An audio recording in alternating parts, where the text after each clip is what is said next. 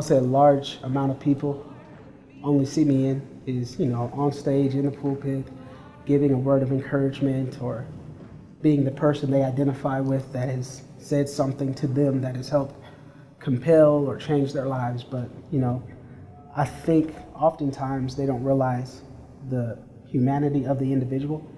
And I think for me, because of what I believe and because of the platform that God has me on, it's important for people to see that side.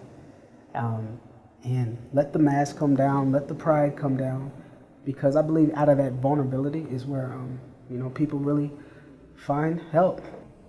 But I haven't always been this way. It's been a lesson learned through time, through healing, through help. I remember waking up on a Sunday morning.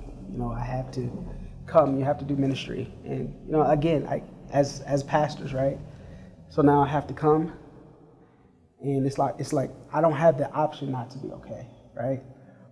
So I have to muster up enough wherewithal within me to, okay, let's put on the face, let's make sure the S is on my chest, the cape is on my back, because I got to walk in, my life's got to be put together so that I can put other people's lives together. I noticed something just wasn't right, but I just asked what's wrong, and that was like something broke. And it was just tears, it was anger, it was all of these emotions that were not characteristic of him. And that's when I knew, okay, now I'm looking at someone who is completely different than the person that I know him to be. Hope was gone, so I didn't care about being a pastor. I didn't care about living. Part of me, the reality was I was frustrated that I was still alive. And that marked when we knew, okay, we have to do more than what we're doing, because now it's going to a place of not being able to manage any emotion and, just not being able to function. I knew some of the signs of depression. And so I knew that this looks like a depressive state. So we should probably have a conversation about it, and we should probably get some help so that we can understand it more and then also move beyond it becoming the center of our lives. They were able to help us identify what was going on, and that was depression and anxiety.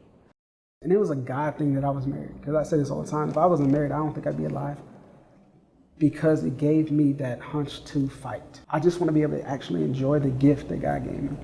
I can't even enjoy a wife because of this. And I knew at that point, I said, Tiff, this is deep. We need help. I need help. Once we were beginning to get help, and I kind of realized like what it was. And I said, I've been this way my whole life. Growing up in a home and finding out my father's diagnosis with, HIV and AIDS at the age of 4. Having a mother who was chronically ill. Having to try to process that with a brain that's not even fully developed. And that's the craziest thing about it is when things aren't treated, dysfunction can become norm. But I think there comes a point where you realize I wasn't making it, and then you have to define what's coping and what's healing. And now I think we've just gotten to the place where we say, what, I've coped for a long time. So when we discovered healing and almost gave ourselves the permission to get help, the shift has been, I think, a freedom and a burden lifted. The first bit of hope I had was when he made the decision to get the help, because then I knew that he was committed to the process, and I saw the difference it made, and I saw a peace come over him that I hadn't seen in a very long time. Being, in inpatient therapy for my mental health, it was the darkest time, but transparently one of the most refreshing times I've ever had, because it was just that moment where you can be like, you know what, I'm not okay, but I'm okay with not being okay, because, this is why I'm not okay, and okay. After that major event and going into the inpatient therapy and coming out with tools and understanding, now we've gotten to a place where some days are harder than others, but they're nowhere near what they used to be, and they don't stop life, and it doesn't stop us from just living and being who we are. But I think the biggest thing for me was in that. So when people began to share their story, I'm like, wait a minute, that's a business owner, okay? That's a college professor. Wow, this person makes more money than I could have ever imagined.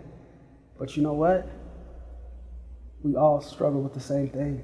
What we found in our sharing is that there are more people that experience anxiety and depression and than people who don't. There are times in your life where you experience something that can shake the foundation of who you are, and then you are forced to manage your emotions in a way that you may not be able to handle. And it's really just about how you respond to the emotions and how you respond to the place that determines whether it becomes your life or whether it becomes a time in your life. Truthfully, I want to speak to leaders, the people who are the fixers, the helpers who may need help. You know, my message to other pastors, give yourself a moment to be human. It's not this strive, perform, do, make happen. It's this, you know what? Be. Because if you be, now you're embracing what was already done. You know, your congregation does not need an idol to worship. Your congregation needs a person to say, you know what? I'm not perfect. I haven't always got it right. But thank God for Jesus. And let's embrace this journey called life together.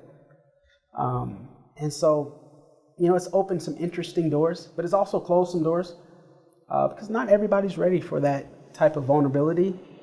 It's changed. My ministry has changed my message because now I'm not preaching from an informational, you know, it's not theory anymore. You know, I'm walking you through the darkness. I've been there. You know, a lot of this has just helped us. We're good, you know, but our lives are peaceful because this is who we are. But we can rest in that.